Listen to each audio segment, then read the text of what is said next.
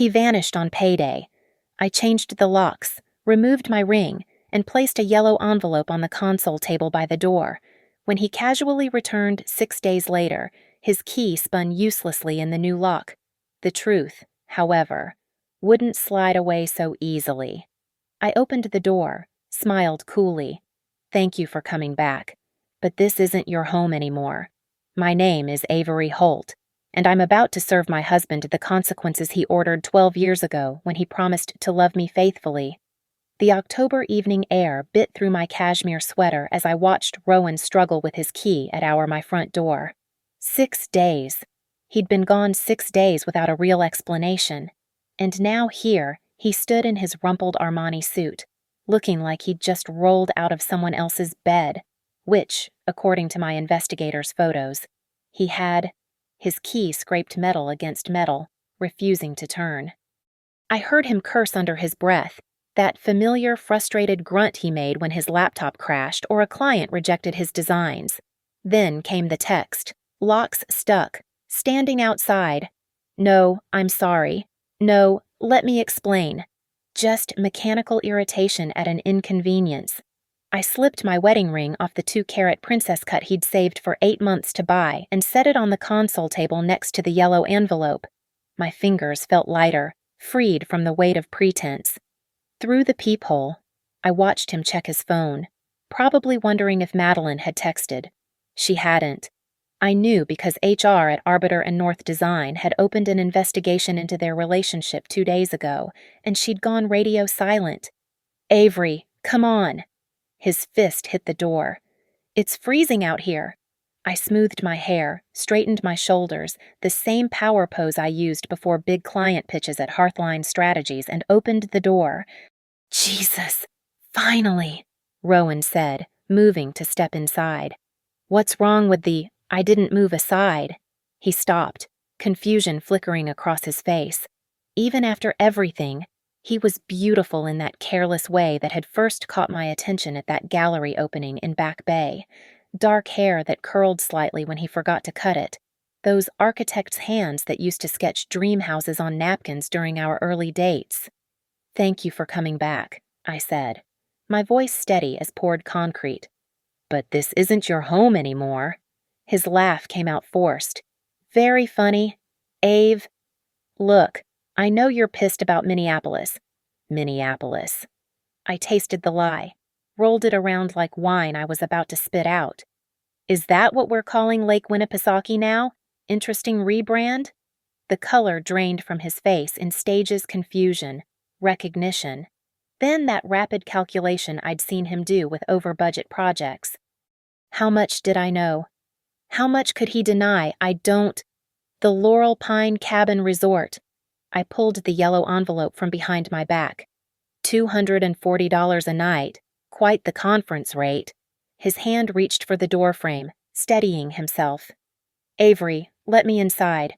We can talk about this like adults." Adults.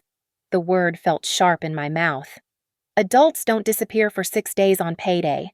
Adults don't spend $12,800 of marital assets on their affair. Adults face consequences. I extended the envelope toward him. His name was written across it in my careful handwriting, the same writing that had penned 11 years of anniversary cards, hundreds of love notes tucked into laptop bags, countless pick-up milk reminders on our refrigerator. "What is this accountability?" I said. "Open it." Behind him, Boston's skyline glittered with the kind of cold beauty that had made us fall in love with this city. We'd stood on this very doorstep the day we bought the condo, giddy with the weight of our new keys. I'd paid the down payment $60,000 from my grandmother's estate, but we'd called it ours. Everything was ours then. "Ave, please." His voice cracked slightly. "Whatever you think happened." "I don't think, Rowan, I know. Page 3 has timestamps. Page 7 has receipts. Page 12 has some particularly artistic photos of you and Madeline on the dock. Jonah, that's my investigator, has a good eye for composition. You'd probably appreciate his use of natural light. 3 months earlier, we'd been that couple everyone envied. The one that made marriage look effortless. like we'd discovered some secret algorithm for happiness that others couldn't crack. 12 years together, 10 of them married, and we'd built what I thought was an architectural marvel of a relationship, all clean lines and solid foundations. Our Boston Harbor condo was our pride. 23rd floor with floor-to-ceiling windows that turned sunrise into art. I'd bought it with my inheritance, but Rowan had transformed it. He'd spent weekends installing floating shelves, designing the built-in office where I prepped campaigns, selecting the exact shade of dove gray for our bedroom walls. Our home, he'd always said, never your place. Even though the deed bore only my name, a detail my mother had insisted on that now felt prophetic. Saturday mornings meant the Seaport Farmers Market. Rowan would charm the vendor who sold honey while I selected overpriced heirloom tomatoes we'd forget to use. We'd carry our canvas bags home, debating whether to try that new brunch place or make shakshuka again. Friday evenings were sacred old movies at the Coolidge Corner Theater, then late-night tacos from the place that stayed open until 2 a.m., where the owner knew our order by heart. "You two give me hope," our friend Diana had said at her divorce party 6 months ago, raising her champagne glass toward us. Proof that some people actually get it right. Rowan had pulled me closer then, kissed my temple in that absent way that felt like breathing. "We're just lucky," he'd said, and I'd believed him. The changes started small, like hairline cracks in a foundation you don't notice until the wall splits open. His phone, which used to lie face up on our kitchen island, began living in his pocket. He'd flip its screen down during dinner, claiming the notifications were distracting. Fair enough, we were both trying to be more present. But then came the new passcode on his laptop, the one he used for freelance projects. "Client confidentiality," he explained. And why would I question that he started setting his alarm 30 minutes earlier, slipping out for runs along the Esplanade before I woke? "Training for the marathon," he said, though he'd never registered. The scent of unfamiliar cologne would sometimes drift from his clothes, something woody and aggressive. Nothing like the Tom Ford I'd bought him for Christmas. "Client gave it to me," he'd say. "Thought I'd try it out." Every Thursday, he'd withdraw $200 from our joint account. "Cash is easier for vendor payments," he explained when I'd asked during one of our monthly budget reviews. I managed our finances, I was better with spreadsheets. We'd agreed, but I'd never been the type to question every expense. Trust was supposed to be our foundation. The late meetings multiplied. Architecture was demanding. I knew that. Rowan would text around 6 p.m. "Harrison wants to review the Richardson project. Don't wait up." I'd eat dinner alone, saving him a plate that would still be in the fridge come morning. He'd stumble in after midnight, shower immediately. Construction site visits are filthy, and slide into bed smelling like hotel soap. I told myself I was being paranoid. This was what happened to women whose friends were all divorcing. You started seeing affairs in every shadow. My career was exploding. I'd just landed 3 major clients for Hearthline. Maybe I was projecting my own guilt about working late, about the dinners I'd missed, about the weekend I'd spent in New York for that emergency campaign instead of celebrating his birthday properly. "We're good, right?" I'd asked one morning in September, catching his hand as he headed for the door. "Of course," he'd said, squeezing back. "Why would you even ask that?" But his smile had been a beat too quick, his kiss a touch too brief, and he'd forgotten to say "I love you" for the 3rd morning in a row. Still, I'd pushed the doubt down, compressed it into something manageable. We'd been together 12 years. We owned a home. We had plans, kids eventually. Maybe a place on the Cape. His own firm one day with me handling the marketing. We were Avery and Rowan. We made marriage look easy. Everyone said so. "You're doing that thing with your jaw," Tessa Quinn observed, sliding her coffee cup across the marble table at our usual spot in the Back Bay Starbucks Reserve. "The grinding thing. You only do that when you're strategizing or when Rowan's being an ass." Tessa had been my friend since our Harvard days, before she became Boston's most ruthless divorce attorney.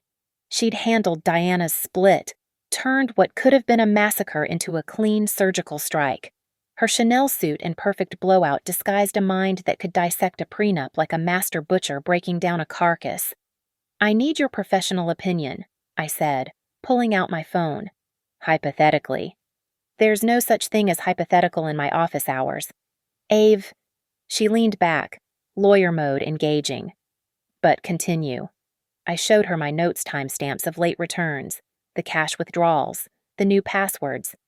She listened without interrupting, occasionally nodding, her manicured nails tapping against her cup in a rhythm that felt like calculating damages.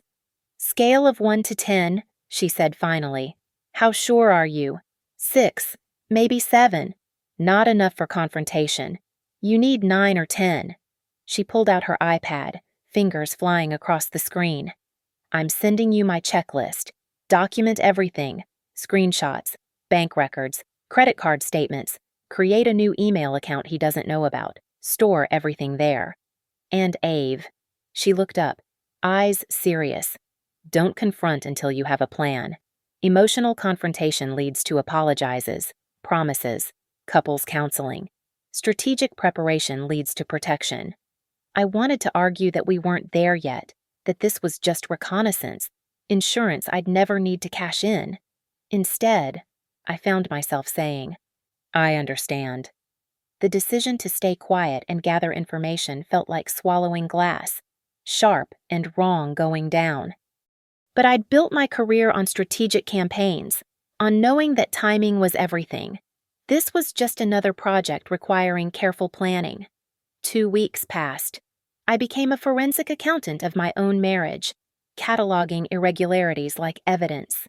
The Wednesday client dinner that showed no corporate card charge. The Saturday golf morning when his clubs never left the garage. The phone calls he'd take on our balcony, voice too low to hear through the glass. Then, Thursday afternoon happened. I was working from home, deep in a brand deck for a biotech startup, when Rowan's laptop chimed from his office.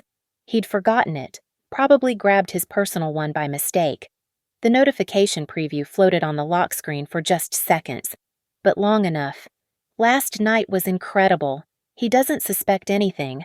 Same time next week, Madeline. My hands didn't shake. My breath stayed even.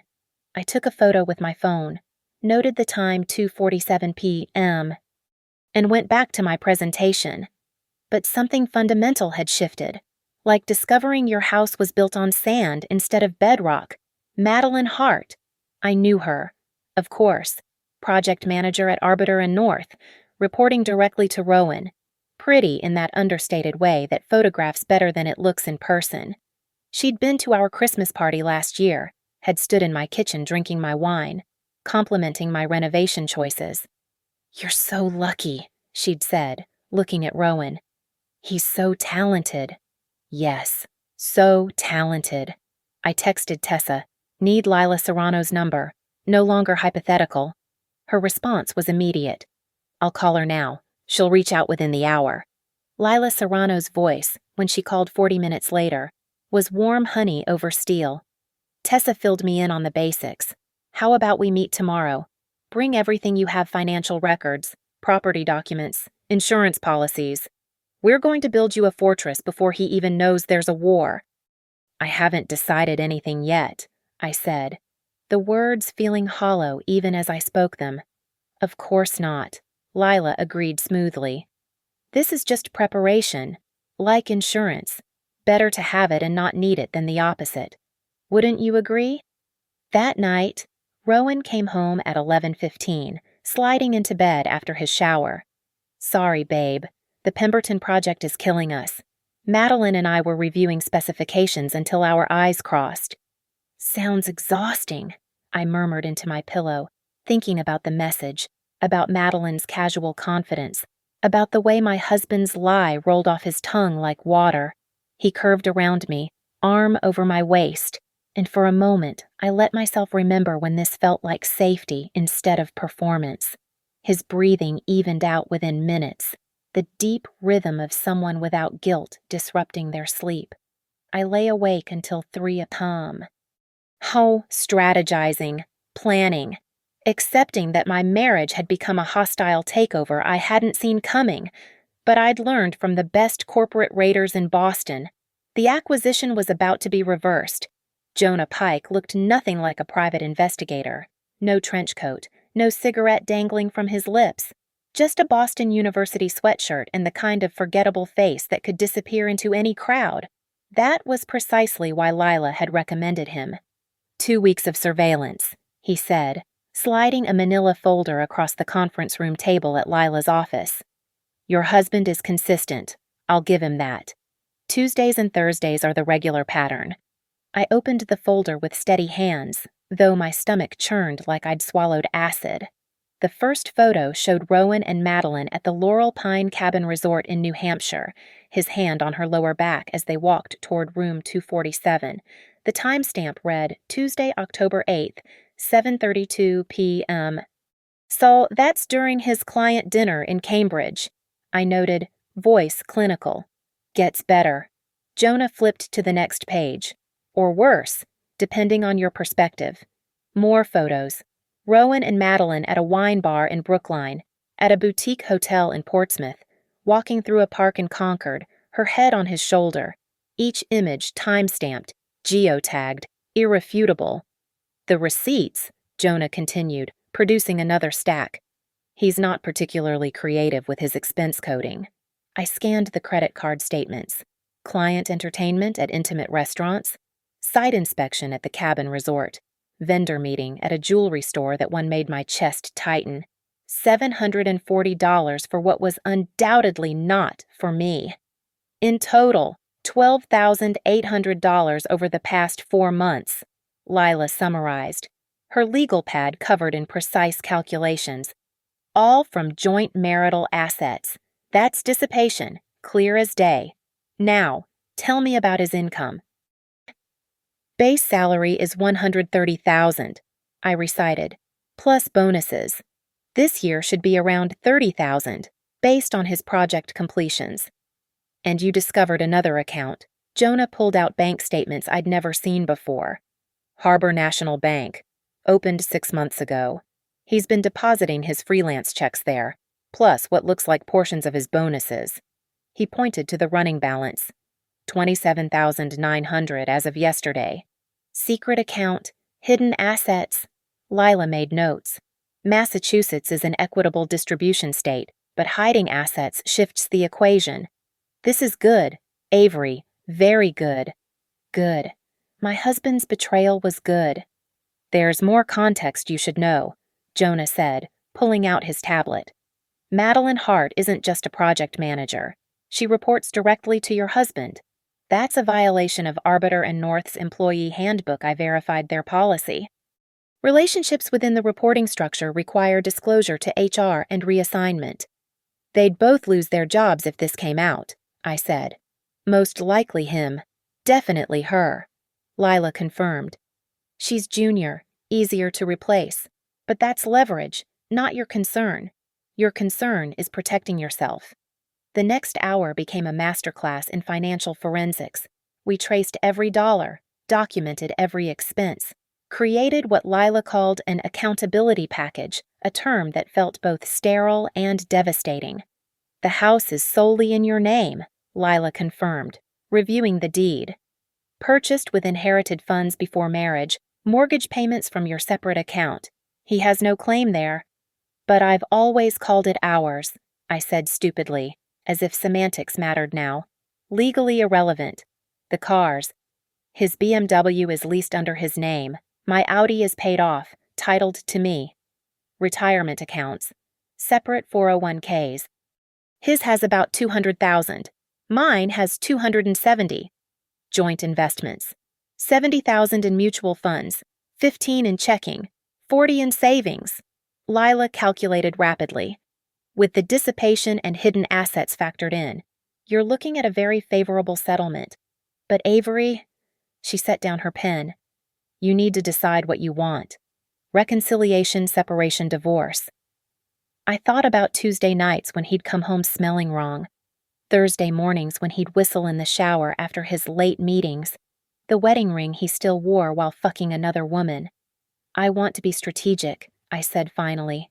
I want everything documented, filed, and ready.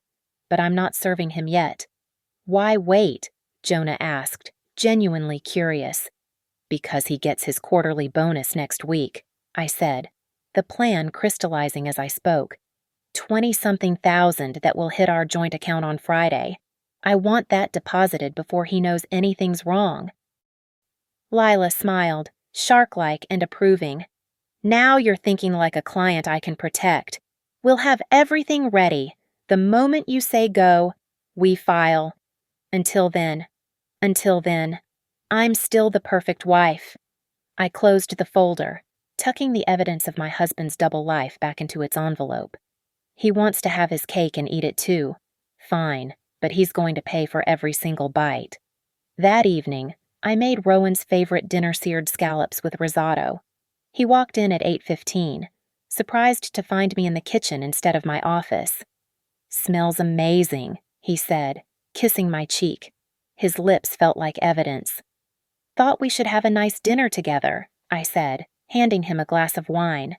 "We've both been so busy lately." We ate at our dining table, the lights of Boston sparkling beyond our windows. He told me about his day, complained about a difficult client, mentioned that Madeline was doing excellent work on the Pemberton project. I nodded, smiled, asked the right questions. "You seem relaxed," he observed, refilling our wine glasses. "You've been tense lately." "Just work stuff, but I had a breakthrough today. Everything's falling into place." "That's great, babe." He reached across the table, taking my hand. His wedding ring caught the light. "I love you." "I know," I said, squeezing back, thinking about the accountability package locked in Lila's office safe, waiting like a perfectly timed bomb. The morning Rowan left for his Minneapolis conference, he kissed me goodbye at 6:45 a.m., his overnight bag slung over his shoulder. 3 days of architectural sustainability seminars, he said, making a face. "I'll try not to die of boredom." "Text me when you land," I said, handing him his travel mug of coffee, prepared exactly how he liked it. Oat milk, half a sugar. The devoted wife until the very end.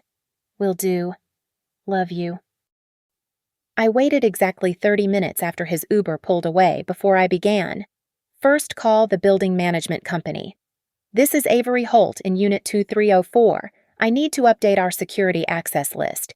Please remove Rowan Pierce effective immediately and issue new entry codes." "Yes, there's been a change in circumstances."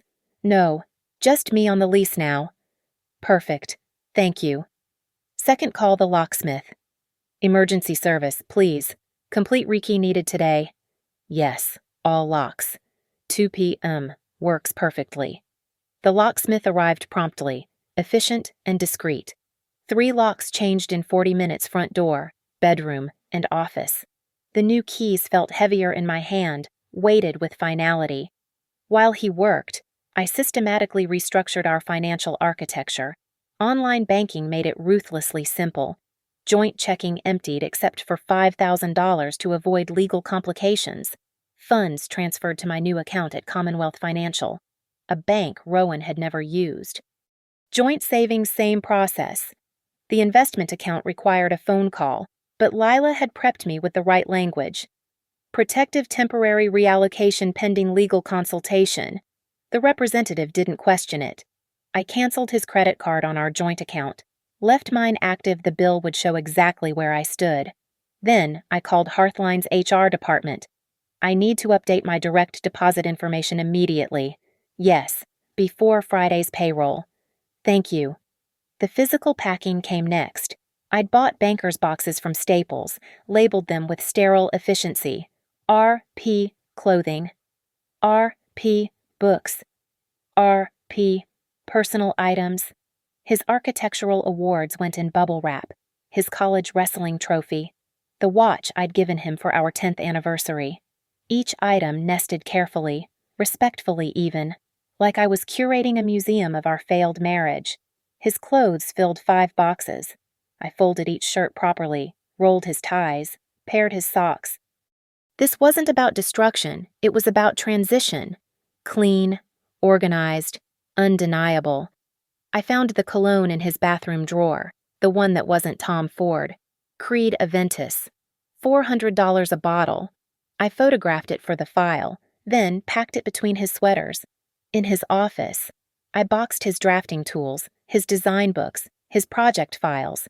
I left the furniture that would be petty, but I did remove our wedding photo from his desk, noticed the dust outline where it had sat, wondered when he'd stopped seeing it. My phone buzzed, landed safely, heading to hotel. Miss you already. Be safe, I typed back. Enjoy the conference. According to Jonah's last update, Rowan and Madeline had checked into the Laurel Pine Cabin Resort at 4 p.m., using his corporate card again. Creative accounting for a sustainability conference that didn't exist. Lila arrived at 6 p.m.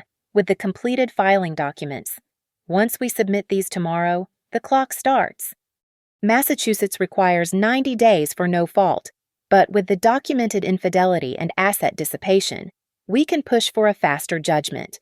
We spread the papers across my dining table, the petition for divorce, the financial statements, the temporary orders, the asset division proposal. My life reduced to legalese and checkboxes. You're being generous here, Lila noted, pointing to the retirement account division. We could argue for more given the dissipation. I want it clean, I said. Fair but final. I'm not interested in a prolonged battle. And the house was never his. That stays clear. The bonus hitting Friday. We'll be in the joint account at 9 a.m. I'll transfer my portion immediately after.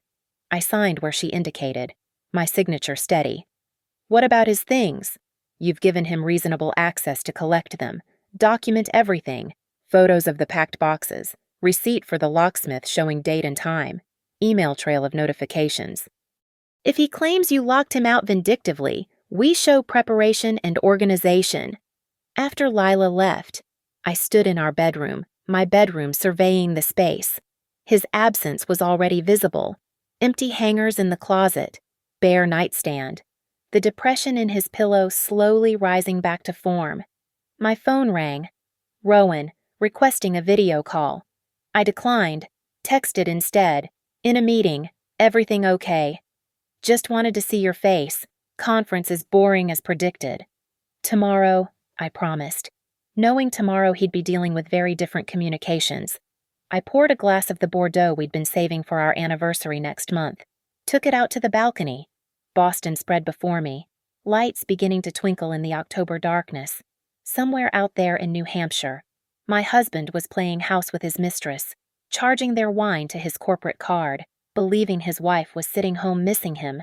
The yellow envelope sat on my kitchen counter, fat with evidence. Tomorrow it would be sealed. Friday it would be filed with the Suffolk County Court.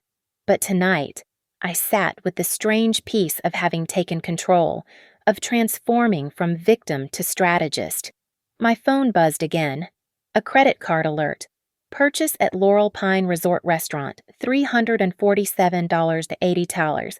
I screenshotted it, added it to the file, and toasted the Boston skyline with my stolen anniversary wine. Friday morning, 9:07 a.m. The direct deposit hit $32,400, Rowan's quarterly bonus. I watched the numbers appear in our joint account from my laptop at Hearthline's office, then immediately initiated the transfer to my new account at Commonwealth Financial. My share plus the documented dissipation $28,000. Left him enough to avoid claims of cleaning him out entirely. 9:23 a.m. Babe, something's wrong with my credit card. Just got declined at breakfast. I typed back carefully. That's strange. Try your debit card. 9:51 a.m. What the fuck, Avery? Why is most of our savings gone? In a client meeting, we'll talk when you're home. 10:15 a.m. I'm calling the bank. This is insane. I set my phone to silent, focused on the campaign presentation for our biotech client. My team noticed nothing unusual, though Marissa did comment that I seemed especially on point today. 2:37 p.m. 17 missed calls. 23 texts escalating from confusion to anger to barely contained panic. The last one, leaving early. We need to talk. Drive safe, I responded. I'll be home late. Client dinner. Except there was no client dinner. I was sitting in Tessa's apartment with a bottle of Sancerre and a strange sense of calm. She'd insisted I not be alone tonight, and Lila had agreed better to have a witness to my whereabouts when Rowan discovered the new reality. "He's going to lose it," Tessa said, refreshing Rowan's Instagram obsessively. "Men like him always do when they realize the game's over." "Let him." I took another sip of wine. "The building won't let him up. The locks are changed. His things are packed. 4:45 p.m. Home early. Your car's not here. Where are you? Told you client dinner. Running late. 5:12 p.m. Why doesn't my key work? 5:13 p.m. Avery, why the fuck doesn't my key work? 5:14 p.m. Answer your phone." I turned to Tessa. Should I respond? "Let him stew. You've been the perfect wife for months while he's been fucking around. He can wait a few hours." 6:21 p.m. I'm still outside. The building manager says I'm not on the access list. What is happening? "Family emergency," I typed. "We'll explain later." 7:05 p.m. I know you're not at a client dinner. I called your office. 7:33 p.m.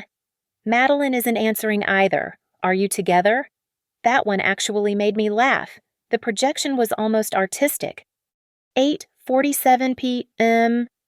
I'm at the Marriott downtown. Whatever's happening, we can fix this. Please just talk to me. There's nothing to fix. I finally responded. Your belongings are packed in boxes in Unit 2304. The building will grant you supervised access tomorrow at noon. Bring help if you need it. 8:48 p.m. What do you mean supervised access, Avery? This is my home. No, it's not. Never was. Check the deed. 9:02 p.m. You can't just lock me out. I have rights. Contact Lila Serrano if you have legal concerns. I attached her business card to the message. The calls started again immediately. 43 in the next hour. Then silence probably when he realized I'd blocked his number. Saturday arrived gray and drizzly, fitting weather for moving day. I stayed at Tessa's, but Jonah positioned himself at a coffee shop across from my building, documenting everything. His texts provided play-by-play 12:07 p.m. He's here. Looks rough. Unshaven? Same clothes as yesterday? 12:15 p.m. Building security just let him up with supervision. 12:41 p.m. Loading boxes into an Uber XL. He seems to be checking every box, probably looking for something. 1:03 p.m. Second Uber. He's taking everything. 1:28 p.m. He's gone. Flipped off the building on his way out. I returned home that evening to an apartment that felt larger, like rooms had exhaled after holding their breath too long. The spaces where his things had been weren't empty, they were possibilities. I moved my reading chair to where his drafting table had stood, hung the abstract painting my mother gave me in the spot where his architectural awards had clustered. Sunday morning. I woke to emails from 3 different lawyers he was shopping for representation. By evening, he'd retained Marcus Holder from Holder & Associates. Lila texted immediately. Holder's aggressive but sloppy. This will be fun. Monday came and went. No word from Rowan directly, though Jonah reported he'd been staying at the Marriott, running up a significant bill that would, ironically, be considered marital debt. Tuesday, 10 a.m. Madeline Hart was escorted from Arbiter and North Design by security, belongings in a banker's box. Jonah had a contact in their HR who confirmed she'd been terminated for violating company policy regarding relationships within the reporting structure. Wednesday, Rowan's corporate card was frozen pending investigation. Thursday, 6 days after he'd left for his fictional conference, Rowan Pierce came home to find his key wouldn't turn, his wife wouldn't bend, and his carefully constructed double life had collapsed into a yellow envelope full of consequences.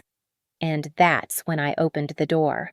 The yellow envelope felt heavier than paper should as I held it between us like a shield. Rowan's eyes fixed on it with the kind of wariness usually reserved for diagnoses or verdicts. What is this? Avery. His voice had lost all its earlier bravado, reduced to something threadbare and desperate. Your accountability package. I extended it toward him again. Take it. His fingers trembled slightly as he accepted it. The October wind whipped through the hallway, carrying the scent of coming rain. He didn't open it immediately, just held it like it might explode. Open it, I instructed, my voice steady as a surgeon's. Page 1. He fumbled with the envelope clasp. The first document slid out the divorce petition, my name typed clearly as the petitioner, his as the respondent. I watched his face cycle through expressions like a broken television static. Clarity. Static again. Divorce. The word came out cracked. Ave, we need to talk about page 3, the photographs. He flipped forward. There it was, him and Madeline at the cabin, her hand in his, both of them laughing at something beyond the frame. The timestamp glowed. Tuesday, October 8th, 7:32 p.m. His client dinner in Cambridge. This isn't we were just page 7 receipts. The Laurel Pine Cabin Resort charges. The wine bar in Brookline. The $740 jewelry store purchase. Each one dated, itemized, traced back to our joint accounts. Page 12. More photographs. Jonah has an artistic eye. Don't you think? The doc photos were particularly damning Madeline in his arms, his mouth on her neck, the lake sparkling behind them like nature itself was documenting the betrayal. How long have you known? His voice had shrunk to almost nothing. Longer than you think. Not as long as you deserve. I leaned against the doorframe, studying him with the detachment I'd cultivated over weeks of preparation. Page 15. Your Secret Harbor National account. His head snapped up. How did you? $27,900. Freelance payments, bonus skims, your little nest egg for your new life. It's all documented. Lila calls it asset dissipation and marital fund misappropriation. Judge Thompson, who'll be handling our case, particularly dislikes financial infidelity. You hired a lawyer, a private investigator. The indignation in his voice was almost funny. You had me followed. I protected myself. There's a difference. I pointed to page 18. The full accounting. $12,800 from joint funds spent on your affair. Plus the hidden $27,900. That's $40,600 you've stolen from this marriage. Stolen. That's my money. Our money. Was our money. Now it's evidence.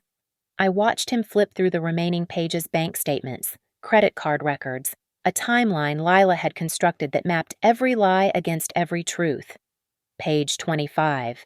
That's the property division proposal. You'll notice the condo isn't on it.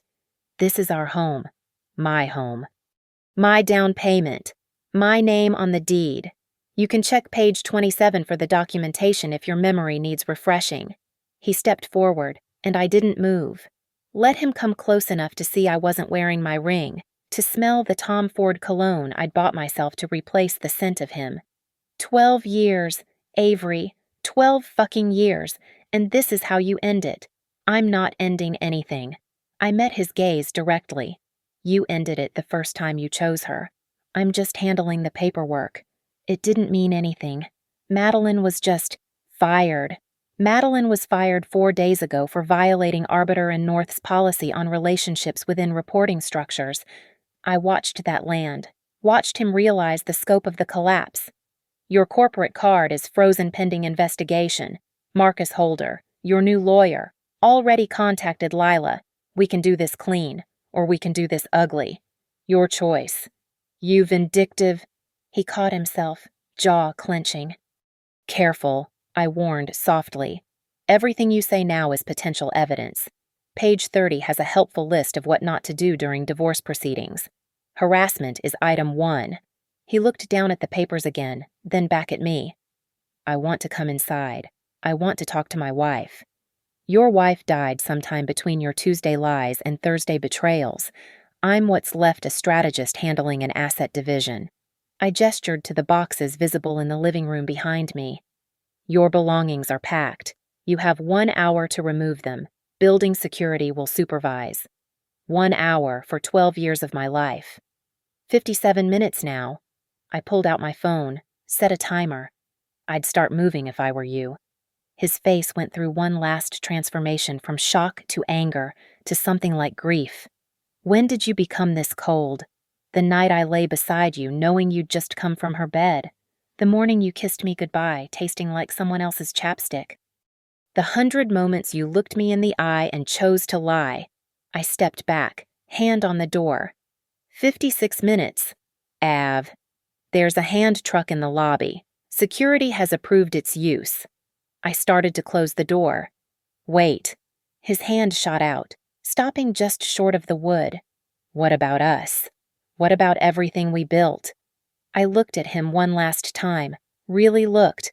He was still beautiful in that careless way, but now I could see the cracks, the selfishness that had always been there, hidden under charm and shared dreams. We built a beautiful lie, I said simply. Now I'm building something true. 55 minutes. The hand truck's wheels squeaked against the hallway floor as Rowan maneuvered the first load of boxes toward the elevator. Building security stood silent, sentinel by my door, professional and impassive. I remained in the doorway, watching but not helping, my arms crossed like armor. "This is insane," Rowan muttered, struggling with a particularly heavy box of architectural books. 12 years, and you're timing me like I'm some stranger.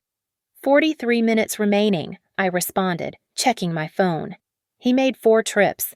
Each time he returned, he tried a different approach. First, anger. You'll regret this when you're alone. Then, bargaining. We could try counseling. Work through this. Then, manipulation. Remember Rome. Remember how happy we were. I gave him nothing. No reaction. No emotion. Just the steady countdown. 28 minutes. 17 minutes. 9 minutes. On his final trip, he stopped at the threshold. The last box our wedding album and photos clutched against his chest like a life preserver. "I loved you," he said, voice raw. Despite everything, that was real. "No," I corrected, my voice gentle but firm. "You loved the idea of me. The wife who managed your life, who made you look good, who never asked too many questions. You loved what I did for you, not who I was." "That's not. Who's my best friend from college besides Tessa?" He blinked, confused by the sudden question. "What's my biggest fear? What was my grandmother's name, the one whose inheritance bought this home? What book do I read when I can't sleep?" I watched him flounder, mouth opening and closing without sound. 12 years, Rowan, and you can't answer basic questions about who I am. "I know you," he insisted weakly. "You knew my routines, my body, my checking account. But me." I shook my head. We were strangers playing house. The timer on my phone chimed. 1 hour exactly. "Time's up," I said, stepping back from the doorway. He stood there, wedding album pressed to his chest, looking lost in a way that might have moved me months ago. "So this is it. Your lawyer will handle the rest. The proposal is fair generous even, considering the dissipation. Sign it, and we can be divorced in 90 days. Fight it, and I'll pursue full restitution for every penny you spent on her." "I could fight for the condo," he said. One last desperate card. "You could try." I pulled out my phone, showing him a photo I'd taken of his packed boxes. "But then I'd have to submit all the evidence to your firm. The receipts showing you used corporate cards for personal affairs. The timestamps proving you lied about client meetings. The photos that would make interesting additions to your professional reputation." His face drained of color. Architecture was a small world in Boston. This would destroy him professionally. That's blackmail. That's leverage. Another thing you never knew about me, I'm excellent at strategic planning when properly motivated. I gestured to the security officer. "Mr. Pierce is ready to leave now." Rowan looked at me one last time, something breaking in his expression. "The woman I married wouldn't do this. The woman you married no longer exists. You killed her slowly, one lie at a time." I pulled my wedding ring from my pocket, the diamond catching the hallway light. But thank you for that. I like who I've become without her. I set the ring on the console table beside the empty yellow envelope, two artifacts of a marriage that had ended long before today. Then I stepped inside my apartment and began to close the door. "Avery," he called out, but I didn't stop. The door clicked shut with a definitive sound, not a slam, not dramatic, just final. The new lock engaged with a satisfying snap. Through the peephole, I watched security escort him to the elevator, his boxes stacked on the hand truck, our wedding album still clutched in his arms like evidence of a crime. I turned away from the door and walked through my apartment to the windows overlooking Boston Harbor. The city sparkled below, full of possibilities I hadn't allowed myself to see before. My phone buzzed with a text from Lila. "Holder just called. They'll take the deal. You're free." Free. Such a small word for such an enormous feeling. I poured myself a glass of wine, not the Bordeaux we'd been saving. That was already gone, but a new bottle. Something I'd chosen just for me. The ring sat on the console table, abandoned like his keys had been 6 days ago when he'd left for his fictional conference, never knowing his real world was already dissolving. Tomorrow, I'd take it to a jewelry buyer in the Back Bay. Tonight, though, I stood at my windows, watching the harbor lights dance on the water, feeling the weight of 12 years lifting from my shoulders like removing armor after a war. My phone rang. Tessa, checking in. "How did it go?" "Exactly as planned," I said, surprising myself with a small laugh. "He took everything but the ring." "And how do you feel?" I considered the question, taking another sip of wine. How did I feel? Not vindicated, that was too sharp. Not sad I'd grieved months ago. Not angry that had burned out during all those nights of strategic planning. "Like I just changed my own locks," I said finally. From the inside. The lock clicked one more time in my memory, that satisfying sound of a door closing properly, of security engaging, of being safe in your own space. Some people might have seen it as keeping someone out, but I knew better now. It was the sound of letting myself back in. Thank you so much for listening to my story. I'd love to know where you're tuning in from. Drop a comment below and let's connect. If this story resonated with you, please subscribe to the channel and share your thoughts. Your experiences and perspectives make this community special. Until next time, remember, sometimes the best revenge is simply choosing yourself.